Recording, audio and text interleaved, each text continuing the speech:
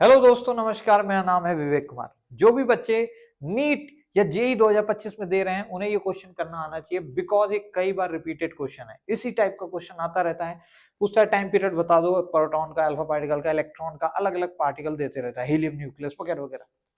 देखो ये कंसेप्ट क्या है। कंसेप्ट सर इतना है कि भैया अगर आप मैग्नेटिक फील्ड में, बेटा मैग्नेटिक फील्ड में मान लो मैग्नेटिक फील्ड अंदर की ओर है, प्लेन के इधर है, और आप अगर मैग्नेटिक फील्ड के परपेंडिकुलर चलोगे ना तो आप ऐसे गोल गोल नाचोगे। कैसे नाचोगे? गोल गोल नाचोगे। यही कंसेप्ट है।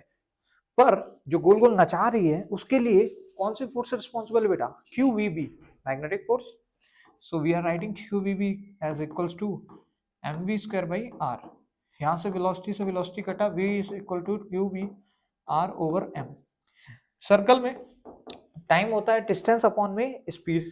डिस्टेंस क्या होगी बेटा? सर्कल का सरकमफेरेंस यानी 2πr।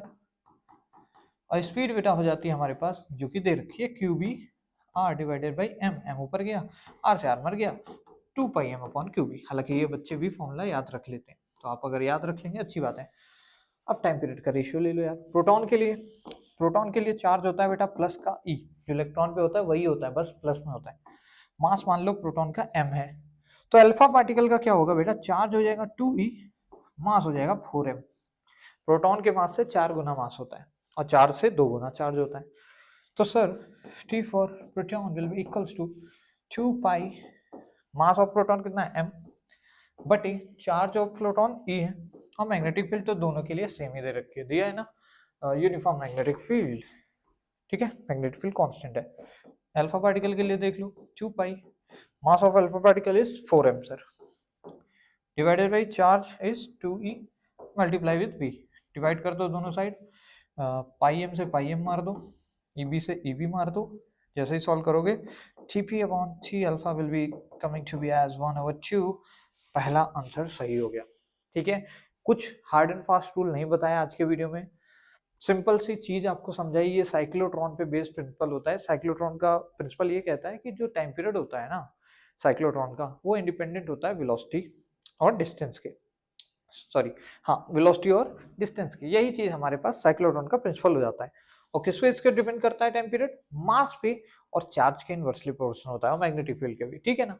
तो ये फैक्टर हैं जो कि टाइम पीरियड पे इफेक्ट डालते हैं। इनमें बेस्ड क्वेश्चन आते रहते हैं। ठीक है, कई बार मैग्नेटिक फील्ड को चेंज कर देगा, कई बार चार्ज वगैरह चेंज कर देगा। अगर मान लो ये इसकी जगह हीलियम न्यूक्लियस बोलता, तो हीलियम का न्यूक्लियस है, आपको पता होगा हीलियम पे कितना चार्ज आ जाएगा।